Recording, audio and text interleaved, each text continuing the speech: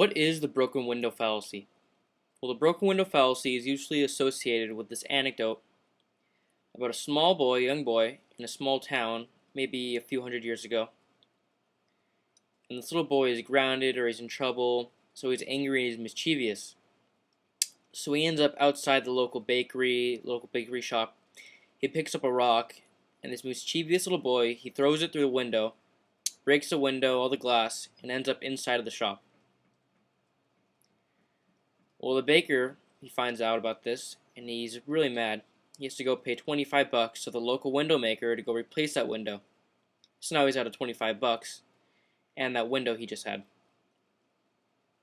Well, the little boy's parents, all the neighbors, and all the people in town hear about this, and instead of getting the little boy in trouble, instead of reprimanding him, they say, you know what? This is good for the economy. The $25 you're going to have to spend on that window is going to be spent and given to the window maker. The window maker is going to spend that $25 somewhere else, and it's going to keep cycling through the economy and use this multiplier effect to make us all richer. It's going to stimulate the economy.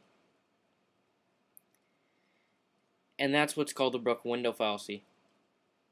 The broken window fallacy is a fallacy because it assumes that the bakery, the man who runs a bakery, will not spend the $25. That he must have his window broken for him to spend it. Well, this is completely false, because the bakery owner will use that $25 to increase his standard of living, or he will have used it on materials like sugar, or wheat, or flour, or yeast, or he might have used it to buy a new oven to increase his productivity to meet consumer demand and to lower the price of his goods, which raises the standard of living of all people around him. So that $25 he's spending on that window now has actually made us all poor and has made the bakery poor. He would have already spent that $25. And also, even if that you don't believe all of that, which is really silly, you have to understand that this society is out of one window. That we have not become richer because a window is broken. We must gather resources to that window again, labor and resources. Society is not richer because of that. You have to understand that maybe if you watch this video that you understand the broken window fallacy, that, you know, yeah, it's probably a fallacy, that maybe destruction does not create wealth in the economy, that we can't destroy what we own to make ourselves richer. And yet, the American political establishment does believe that. They believe that, President Obama, he believes cash for clunkers is going to make us all richer. He believes that, well, here's what cash for clunkers basically is. If you want to buy a new car, what you can do is go to the government. You have them crush your used car, as long as it's within some certain value or age. And what happens is the federal government crushes your car and gives you a couple $1,000s in credit towards a new car, and that's supposed to help stimulate the car industry.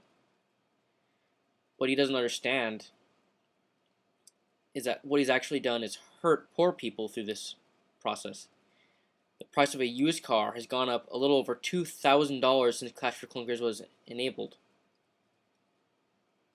So what he's doing is essentially, through the Cash for Clunkers program, is giving money from poor people to the car industry.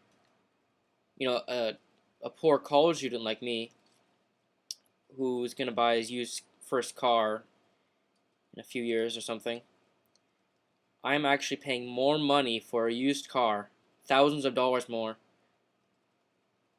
so that the car industry can get a little bit more money, get a little more sales through the stimulation that President Obama thinks is going to make us all wealthier. But what he doesn't understand is that an economy is only around to meet consumer demand. We don't have an economy just to create jobs. We don't have an economy just, to have big numbers so that we can look at a graph and smile as it goes up and make a frowny face as it goes down. It's a lot more difficult to understand. It's a lot more intricate. There's a lot more things you have to realize. And that the destruction does not create wealth. That war, killing people, bombing towns and bridges in other countries and paying to rebuild them does not create wealth. It destroys it. We need to understand this.